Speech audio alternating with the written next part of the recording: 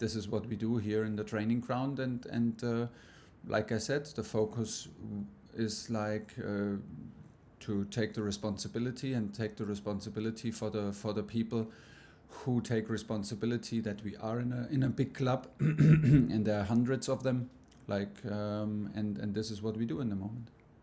Nick Pure.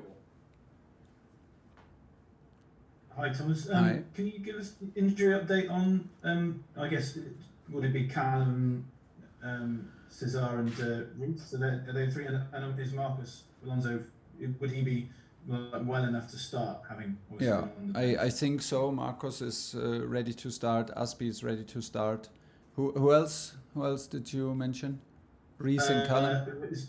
Reece and Callum, are they the two that are sort of been? We will try to have them later in training, but will be a very, very tight race. So this decision we will take later after the training session. But yeah, as you know, they were not involved, and the injuries they had.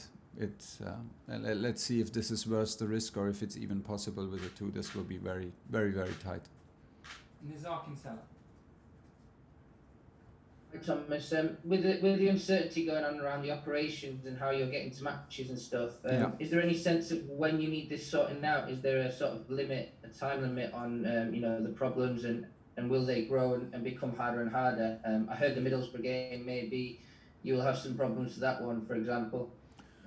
Yeah, but we have to deal with it. Like we have some new things to talk about, like how to arrive at games and like things that are normally taken care of the organization team and the team management team. And now we have to stick together and have our heads together and give our opinions and then find solutions on also matters like how to arrive at a match. This was not the case before, so there are some subjects that we are not used to discuss, but there's no problem to discuss it.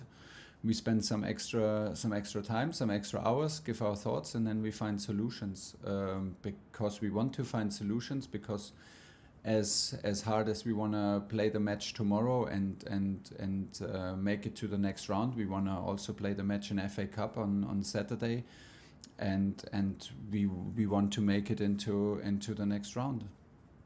Matt Law. Hi, Thomas. Hi. You've not only been a head coach this last 2 weeks, you've been an ambassador for Chelsea, and I think a lot of people think you've done it very well. I wondered if you've surprised yourself at how comfortably you've slipped into that, and also, do you need the new ownership one to come in that allows you to then focus back on being a head coach and not an ambassador? That would be nice. nice. I ask that because one of the bids linked is from Saudi Arabia, and anything like that would just mean that we keep asking you non-football questions forever. Yeah, but before we discuss a new owner needs to arrive, and a new owner needs to be approved, and a new owner needs to be allowed to own the football club, and then we can discuss about it if it's necessary to discuss about it. But then maybe again I'm not the right person, because there is a process how you become an owner in this league, and of course, like I said also to you after the last game, we also everybody I think relies that a certain on the reliability of the process and on the values that which are like behind the decisions and the allowance and the permittment to own a club and to run a club. Yeah, did I have a choice? No, I I did not have a choice to also take this role. Do I need it? No, but listen, I mean, it's more or less also day by day, and it's like this in England, that not a lot of people, I think in general in sports are talking at a football club is a structure which I really appreciate. So we talk inside, and of course we have like people who are in charge of different roles and of different responsibilities, and but to the outside is more or less me who talks. Was it always comfortable? No, and like, but I think it's necessary, but I don't think too much about it. I try to be honest, and I try to give you an insight, and I try to provide you with information, but more or less still from a sportive side and still from a coach's heart. And this is what I try, and this is maybe what you can rely on. And I'm more than happy if things calm down and we can speak more about football. More than happy. Jeremy Landon. Yeah, hi Thomas. Can you just clarify what exactly the travel and the hotel arrangements are for Lille? Are they any different? And also, do you have a message for the Chelsea fans who are being urged by the Prime Minister's spokesman not to chant anymore for Roman Abramovich? I heard about it. Just some minutes ago. I don't know if this is like in these times the most important subject I have to tell you to be discussed we're in Parliament. If fan chants now needs to be discussed in Parliament, maybe we need to worry about the priorities of discussions there. But okay, listen, no need to comment from me. We have really far more urgent things to discuss and to handle. Like you said, there are like restrictions and we have to deal with it. There are adjustments in our amount of staff who is traveling, how many rooms we have in hotels, how we arrive at matches. Yes, there will come soon. And to my understanding, everything is in place now that we can arrive on a professional level, because this is not about luxury and this is not about like bling bling. This is just a professional level of sports where we play now with having only two days between matches, while our opponents have 4 days in between matches, and to arrive and to decrease the the possibility of injuries, for example. And for that, it's better to arrive with a plane than to sit in a bus. So we try to be as professional as possible in the frame that we can do it. To my understanding, we have a framework to go to Lille and play the game in Lille, where there will absolutely be no excuses regarding this kind of organizations.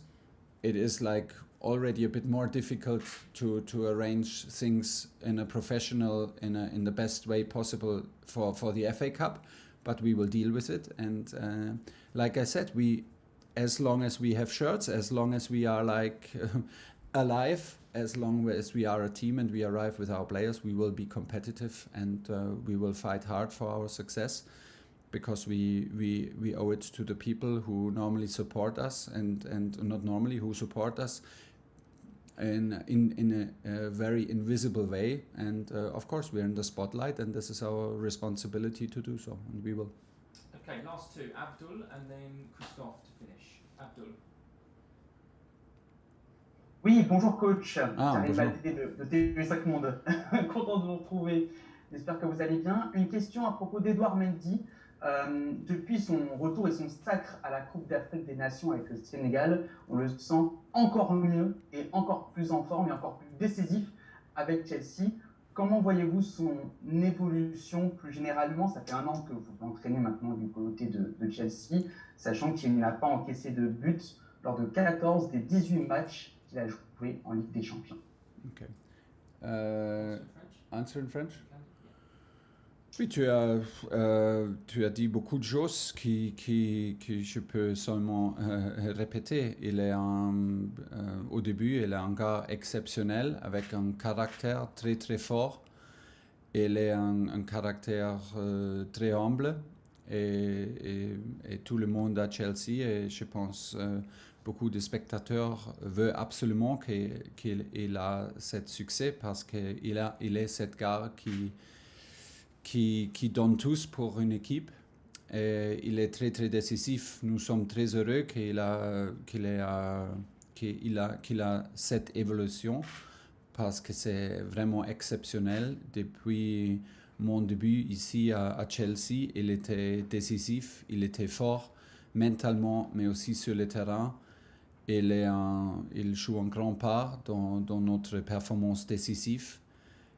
Avec sa qualité, mais aussi avec sa caractère. Il est très calme, il donne cette calme pour notre défenseur aussi, et il pense toujours pour l'équipe. Et c'est exceptionnel. Je suis très heureux qu'il est mon joueur, que c'est possible que je suis l'entraîneur de lui, parce que c'est un plaisir d'avoir le gars chaque jour ici, et il est une grande personnalité. Okay, last question, Christophe Lemis.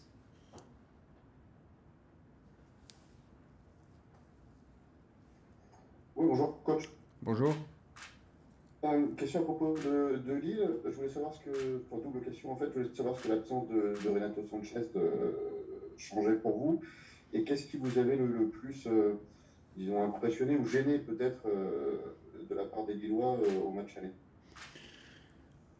Ouais, honnêtement, je pense qu'ils ont fait un bon match ici à Stamford Bridge, très très fort, très physique. Ils ont attaqué très haut. C'était impressionnant parce qu'ils ont fait un bon pressing. Ils ont joué avec beaucoup de courage, bien sûr avec la mentalité qu'ils n'ont rien de perdre. Et on attend les mêmes choses, c'est clair. Je connais bien que la stade, des supporters, l'atmosphère est très émotionnelle. Ils ont la situation qu'ils ont tous de gagner et rien de perdre. Et je sais bien qu'ils aiment cette situation et ils vont donner tous de poser des questions à nous et de faire pression. J'attends qu'ils jouent dans leur 4-4-2, très offensif, très fluide, très agressif et très direct. On doit être préparé pour ça. Mais aussi, nous sommes confiants et nous avons confiance en nous. Mais pour moi, c'est clair, c'est mi-temps maintenant. Aucun match est décidé avec un 2-0, aucun match. Et c'est mi-temps maintenant et on doit avoir une autre performance exceptionnelle. Ils ont joué vendredi, je pense, vendredi soir, Lille. Ils sont très bien récupérés. Et pour ça, on doit être préparé mentalement et physiquement pour un match dur, c'est normal.